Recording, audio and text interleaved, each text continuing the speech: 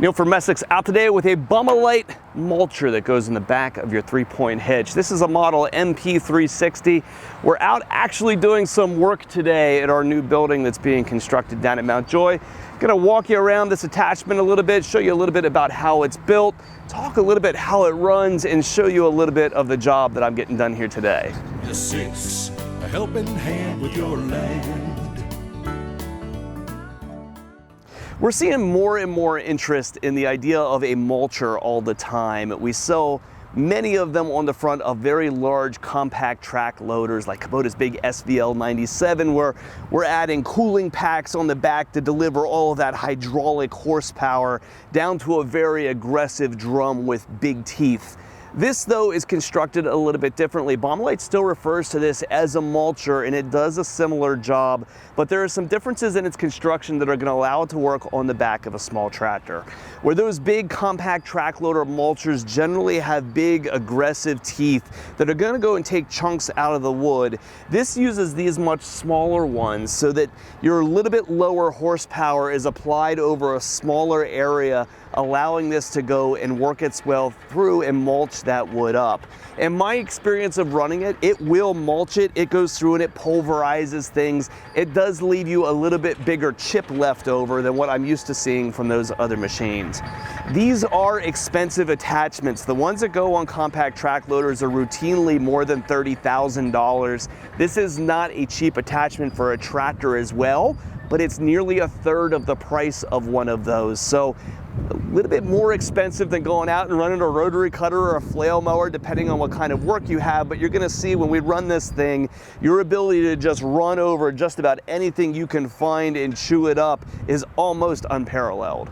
Now, what really makes this thing work is these carbide teeth here that are on this rotor. So when you kick your PTO on, you're gonna start bringing this thing up to speed. Your power is transferring through this huge gearbox here at the back and down into the rotor itself. Each of these teeth is bolted on here to a little bracket, and then these teeth themselves are little carbide circular dishes. I'd say probably about 5/8 of an inch around. As these things go through and work, they're gonna pulverize the wood and anything that's behind you and pull little chips and stuff out of it in order to give you a nice finish at the end as you run over that stuff. As these teeth start to wear, you can actually rotate them back here 3 different times in order to wear each surface in a third. So you can get a lot of longevity out of these little teeth. Carbide teeth are expensive to replace, but that little rotation mechanism allows you to get all those wear surfaces worn down before you have to replace them.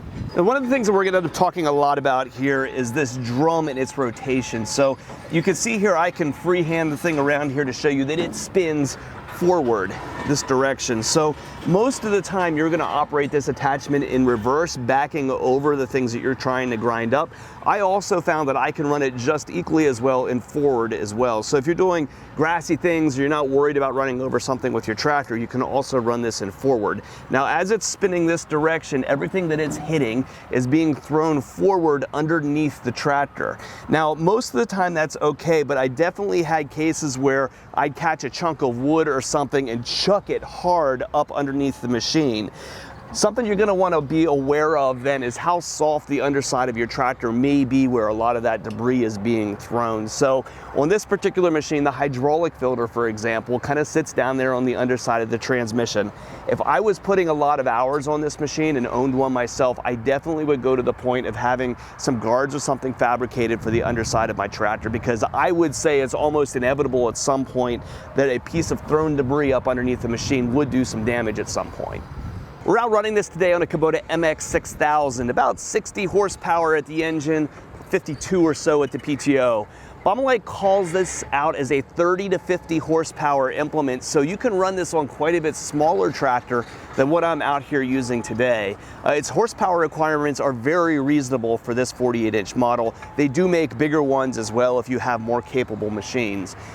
As heavy as this thing looks, it's not actually unreasonable to have on a smaller tractor. You'll notice I don't have any front loader or front weights on this machine, and I didn't have any trouble keeping my front end down. This thing is not as physically heavy as what it may look from the size that it is and the kind of job that it does. Oftentimes you're gonna have a lot of mass, a lot of weight in an attachment like this.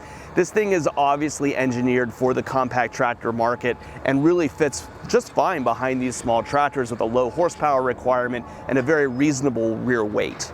Now your tractor selection for this attachment is going to dictate a little bit the kinds of brush you're able to mulch up with this machine. If you have a gear drive tractor and you don't have infinite selection over your speed like you do on a hydrostatic, you're not going to be able to mulch as large a brush as you can with a hydro when you can creep on through it. Your horsepower is also going to determine whether you're going to be able to keep that rotor up to speed as it's working through that woody material. So in the worst case scenario, if you have a 25 horse tractor, you can still run this machine, even though it says 30 on the sticker. They say it's okay at 25 PTO. If you're in low gear, they're telling you you can only go through brush up to a ½ an inch thick. However, that same 25 horsepower on a hydrostatic transmission can go up to 2 inches if you crawl on up to it and allow the attachment to chew on through it. The faster you go, the lower those brush grinding dimensions are going to go. As you work your way across the chart here to more the size machine that I have, if this was a gear drive MX, they'd be okay with up to 2 inches. But doing that slowly chewing through things, they're gonna okay this attachment on up to 5-inch material. So a little bit about the job that we're gonna be doing here today. We're working at our new Mount Joy location. This place is just a couple of months from opening. I'm really excited to finally get in here. I'm out working around the outside edges of the building here. We have some fence lines and tree rows around here that need to be cleaned up. And as years have gone by, as branches have fallen off of those, they've simply been pushed back into the fence row. And there's a lot of woody material lining all of these places. All right, running the BaumaLight Mulcher. This is a piece you want to start at lower RPMs and then get the thing up to speed. You've got a lot of mass in that.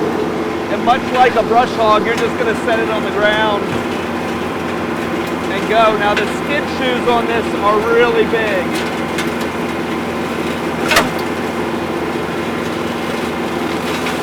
And then you're just simply going to back up and go. It is something to see this thing grab a hold of stuff and just pull it in. So this area that I'm doing back here doesn't have a whole lot of woody debris in it. It's just about 4 or 5 foot high weeds, but I can't see what's in here. And that's one thing you've always got to be careful with when you're driving into a new area with an implement, is what you're going to run into. And I can have pretty good confidence with this thing that if I catch a stump or something like that, I'm not going to damage it. And it's going to work through it and grind it up. Now rocks are going to be an issue. But I don't have the same level of concern I would with a brush mower. I mean, sitting behind me here, the weeds are as high as I am sitting on the tractor. So now I have this on a machine that's going to be 52 PTO horsepower, so I'm at the top end of what this thing calls for as far as tractor goes. I can fly. Now when I get into heavy wood and stuff, like a 3-inch, 4-inch big stuff, there's some spots out here where there's just piles of branches. Now I got to slow down, and that's less for tractor horsepower and just more for time that the implement needs back here to work. So I'm backing up here into a literal pile of sticks. So that's a little bit on the BaumaLight Mulcher. This is a piece that we sell. This one is for sale. We brought it into our inventory to get this one very specific job done and be able to show it to you.